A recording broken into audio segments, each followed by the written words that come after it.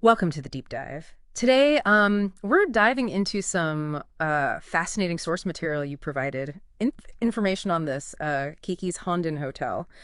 And I have to admit, when I first saw Hondenhotel, I definitely pictured like tiny robes and cucumber water for the dogs. But this is not a spa retreat. This is something way more interesting.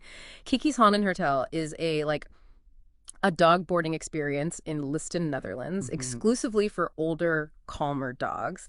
And they seem to be doing things very, very differently. And to help us unpack all of Kiki's unique strategies, we have our amazing expert with us today. Happy to be here. Yeah. Yeah, after reviewing these materials, I have to say that Kiki's approach really challenges the conventional kennel model. Okay, so let's start with the basics. You mentioned older dogs. What kind of age range are we talking about? Are all breeds welcome? So Kiki's very specific about her clientele. Huh? Think Labradors 5 and up, Golden Retrievers past their sprightly youth. Okay. Generally at least 7 or 8 years old. Okay. At least. She even welcomes those gentle giants, but there's a catch. They all need to be spayed or neutered. This isn't just a preference. It points to a deliberate strategy for creating a certain energy within the pack. That's really interesting. It sounds like she has a very specific type of environment in mind. And this is where it gets really cool. When you mention Kiki's Hondenhotel is all-inclusive, I'll be honest, I pictured endless belly rubs and like a gourmet treat bar, but that's not exactly what Kiki's going for, is it? Not quite. While Kiki's definition of all-inclusive does include unlimited affection, playtime, and even those like high-end healthy treats, Yeah. bones, antlers, the works, there's a surprising twist. Okay. She actually requests you bring your dog's own food. Now that is unexpected. I would have assumed providing food would be standard for a dog hotel, especially an all-inclusive one. You think so, right? Yeah. But Kiki emphasizes that this is about consistency for the dogs, especially the older ones. Okay. Dietary changes can be tough on their systems.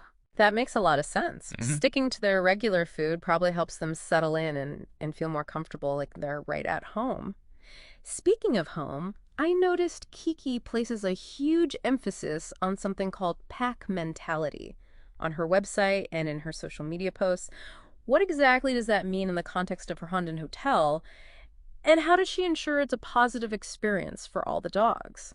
It's more than just letting a bunch of dogs, hang out together. Right. Kiki's approach to pack mentality is about careful observation, Okay. strategic introductions, Yeah. and understanding those subtle cues Yeah. that signal comfort and stress, especially in older dogs. Okay, so there's like a real science to it. It's not just a free-for-all. Exactly, and this is where her selectivity comes in. Okay. If a dog isn't a good fit for her pack, maybe they're prone to barking or guarding resources or something. It's Yeah. not personal. It's about ensuring a harmonious environment for everyone, Right. especially the older dogs who might be more sensitive to those disruptions. That makes a lot of sense. It's about creating a calm, stable environment. Exactly. So how does she actually introduce the dogs to each other? Um, Are there like meet and greets?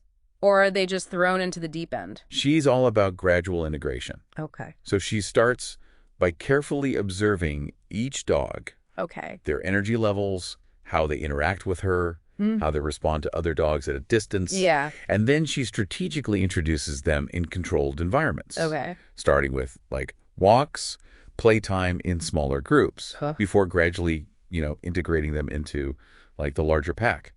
That's fascinating. Yeah. It's like she's creating a social roadmap for these dogs, Exact. carefully considering each personality. And here's the thing. She spends hours outside with them every single day. Wow. We're not talking about like a quick potty break in the backyard. Wait. This is dedicated time observing the pack dynamics, Yeah. reinforcing positive interaction, Oh, wow. and intervening if needed. Wow, that's a level of dedication you don't see every day. Right. It sounds like she's truly immersed in the pack, not just supervising from a distance. Precisely.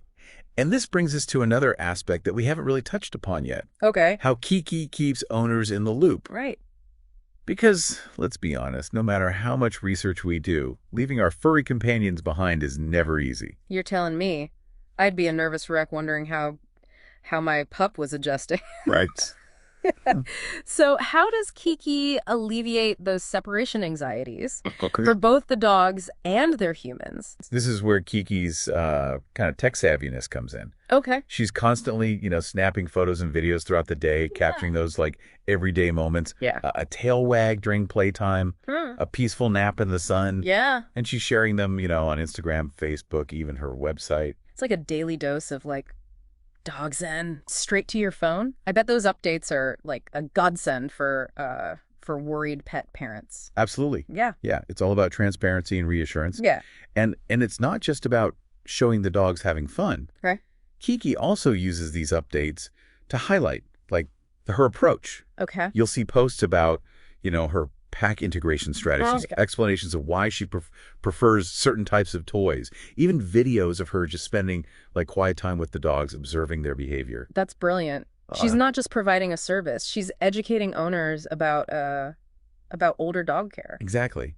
And this educational aspect extends to her communication with potential clients, too. Okay. She encourages everyone to, like, reach out via WhatsApp. Okay. Her number's readily available. Mm. Plus 316 1104 8892. Okay. It allows for, quick questions, clarifications, even like a virtual sniff test to see if it's the right fit. That's really cool. It's so refreshing to see that level of personalized attention, especially in like the often impersonal world of pet boarding. Yeah, and it speaks to her commitment to finding the right dogs for her pack. Right. Not just, filling beds. Yeah, for sure. Speaking of which, are there any types of dogs that Kiki explicitly says she won't accept into her Hondenhotel? Absolutely. Okay. As we mentioned earlier, like, barkers are a no-go. Right. It disrupts that peaceful environment she's worked so hard to cultivate. Yeah. Unneutered males are also off the list. Okay. Likely due to, potential territorial issues within the pack. Right. And while it might seem obvious, puppies are a definite no. Yeah. They're simply too rambunctious for this, older, calmer crowd. Makes sense, yeah. She's created a very specific niche, and she's sticking to it. Exactly. And it's not just about energy levels. She Uh-huh. also avoids dogs who are, like, very fearful, Right. anxious, or prone to separation issues. Yeah. These dogs often require a different approach. Yeah. And Kiki is honest about her limitations. Oh, yeah, I think that's really important. Yeah. She's not trying to be everything to everyone. She's focused on providing exceptional care within her area of expertise. And that's what makes Kiki's Hondenhotel so remarkable. It's Yeah. not just a business, it's a philosophy, a testament to the power of specialized care that caters to the unique needs of older dogs. This whole deep dive has been eye-opening. Kiki's Hondenhotel is proof that personalized pet care can go far beyond the basics. Mm-hmm. It's about creating an environment where older dogs can thrive, not just survive. Absolutely. And for listeners, it begs the question, what other niche services could exist for our, furry, feathered, or even scaled companions? What does truly personalized pet care look like to you? That's something to chew on. Until next time.